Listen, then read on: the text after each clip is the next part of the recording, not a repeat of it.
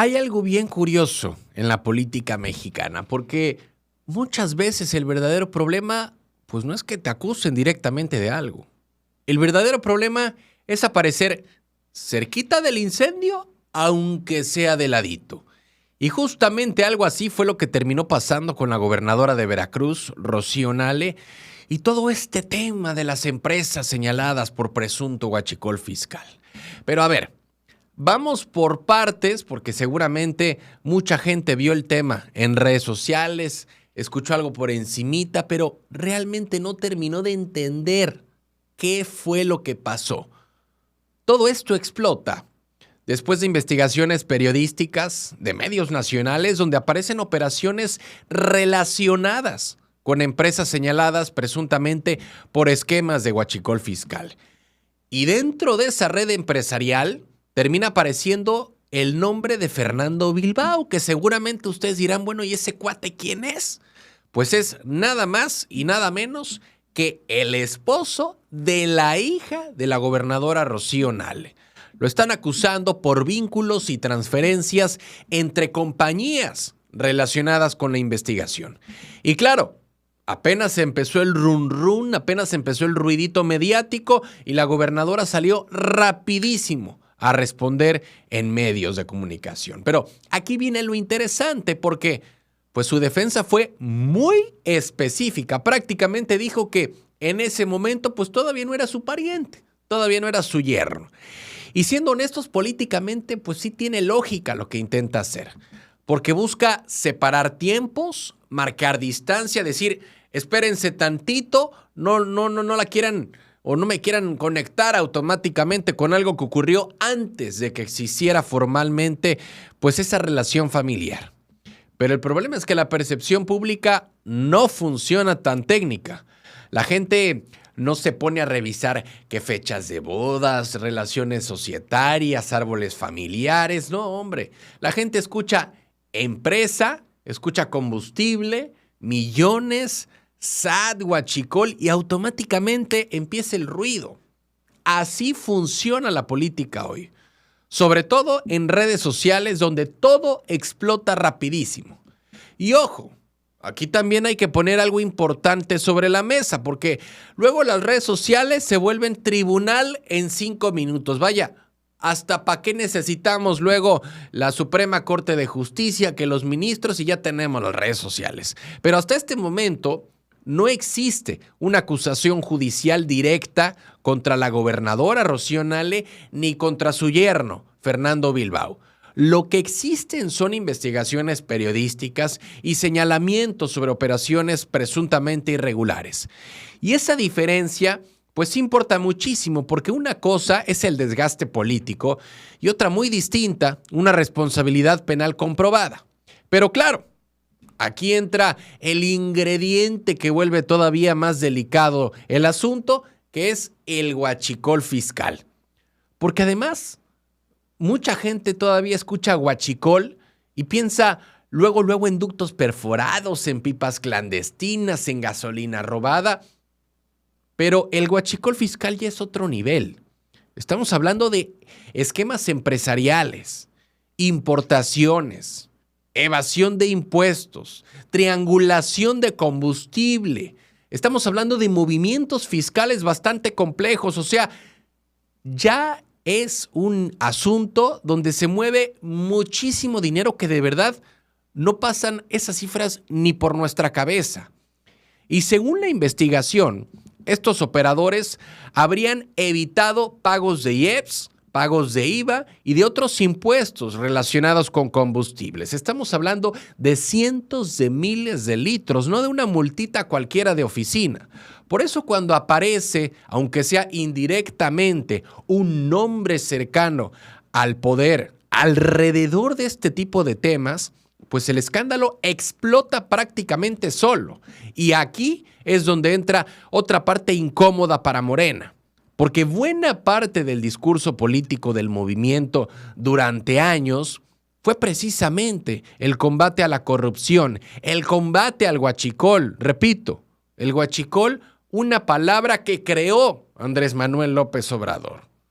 Y al igual que el combate a los privilegios. Entonces, claro, Cuando aparece una investigación relacionada con combustible y empiezan a salir nombres cercanos al entorno político, pues la oposición y las redes sociales se van encima rapidísimo. Es como cuando alguien presume durante años que ya arregló las goteras de la casa y pues de repente vuelven a aparecer las humedades en el techo, aunque no hayas roto tú la tubería. La gente automáticamente empieza a sospechar. Y honestamente, ahí es donde el tema deja de ser solamente legal y empieza a convertirse completamente en un problema político y de percepción pública. Y ojo, aquí también hay otra lectura interesante que no se puede ignorar, porque Rocío Nale insiste mucho en que detrás de todo esto existe una campaña política.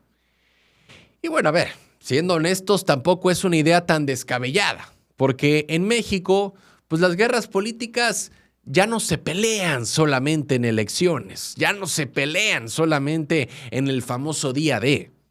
Hoy se pelean en reportajes, en filtraciones, en columnas, en timing mediático, en tendencias digitales y en golpeteo en redes sociales. Aquí nadie filtra algo pesado, pues nomás porque sí. Todo trae cálculo político detrás. Y Veracruz, bueno, Veracruz es especialista en eso desde hace muchos años. Aquí todo mundo opera narrativas, todo mundo mueve información, todo mundo intenta posicionar temas. Entonces, perfectamente pueden coexistir dos cosas al mismo tiempo. Lo que sea una investigación real y un aprovechamiento político del tema. Las dos cosas pueden ser ciertas, pero también creo que aquí hay un punto donde el gobierno del estado, el gobierno de Rocío Nale, pues todavía tiene margen para mejorar poquito.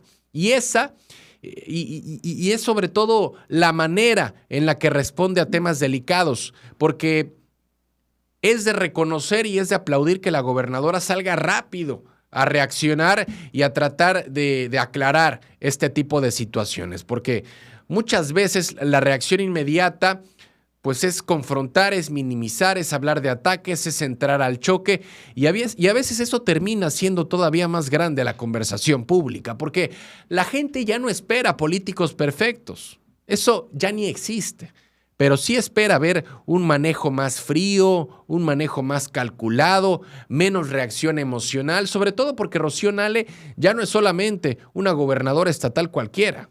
Hoy es una figura nacional importante dentro de Morena y eso automáticamente hace que cualquier tema alrededor suyo se amplifique muchísimo más. Y ojo, aquí tampoco se trata de comprar automáticamente cualquier acusación como si fuera verdad absoluta, tampoco es eso, pero también sería ingenuo pensar que este tipo de investigaciones pues no generan desgaste político, porque al final el verdadero problema para la gobernadora Rocío Nale quizá ni siquiera sea jurídico. Hasta ahorita no existe algo formal directamente contra ella, pero a título personal yo creo que el verdadero reto es otro. Es evitar que poco a poco se empiece a instalar en la percepción pública una idea de contradicción entre discurso anticorrupción y los nombres que terminan apareciendo alrededor del poder, porque en la política mexicana, en la política veracruzana, las investigaciones pasan, las conferencias terminan, las notas cambian, pero las sospechas públicas, esas sí, se quedan rondando muchísimo tiempo. Y muchas veces eso termina pesando más que cualquier expediente.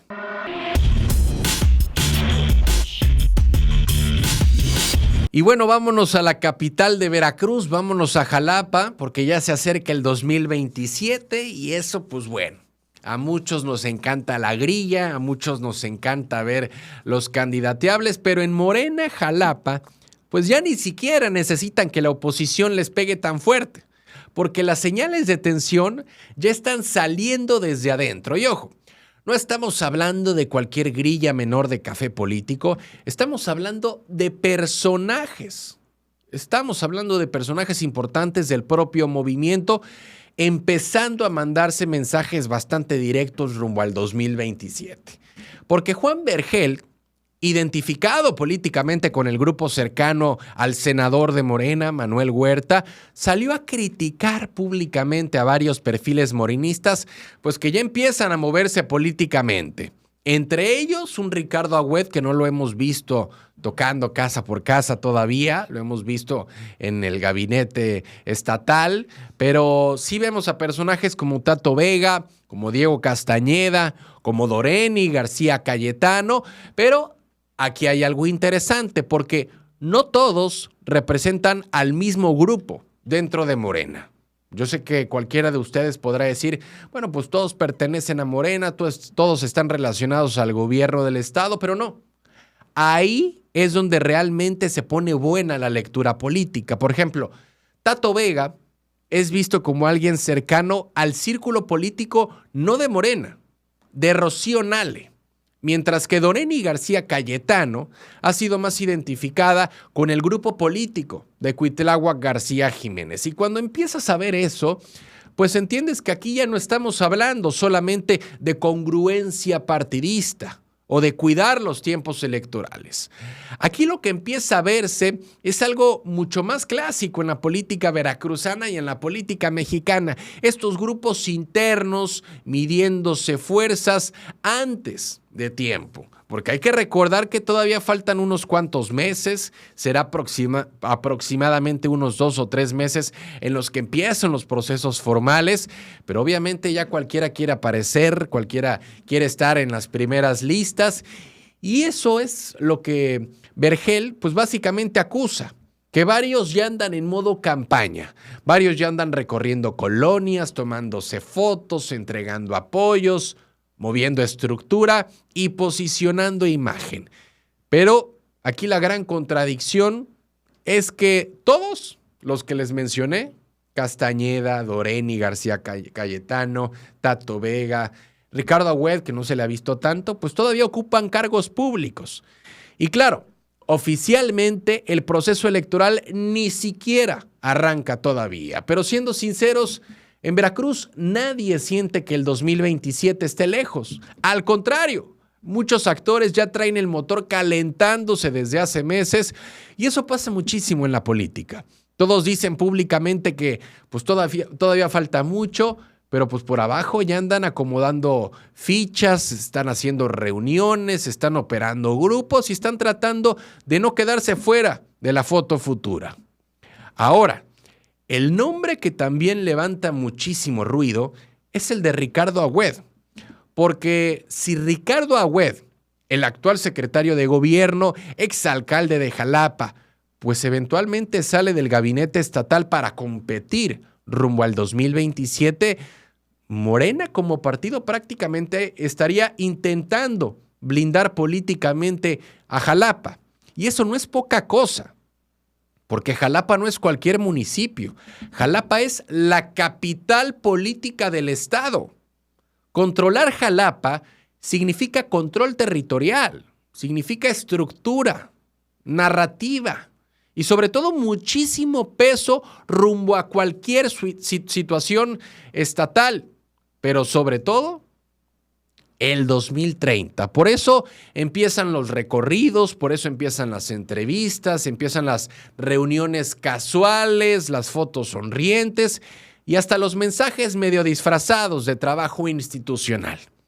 Porque aunque públicamente todos hablen de unidad, adentro del partido ya empieza a sentirse cierta tensión entre grupos y honestamente, pues eso tampoco debería sorprender tanto y más en un partido como Morena, porque si de por sí los partidos tradicionales como un PAN o un PRI traían unas grillas inmensas, que no lo traiga un movimiento que hace 15 años ni existía, pues es prácticamente imposible. Porque Morena creció tan rápido en Veracruz que terminó juntando muchísimas corrientes distintas dentro del mismo movimiento.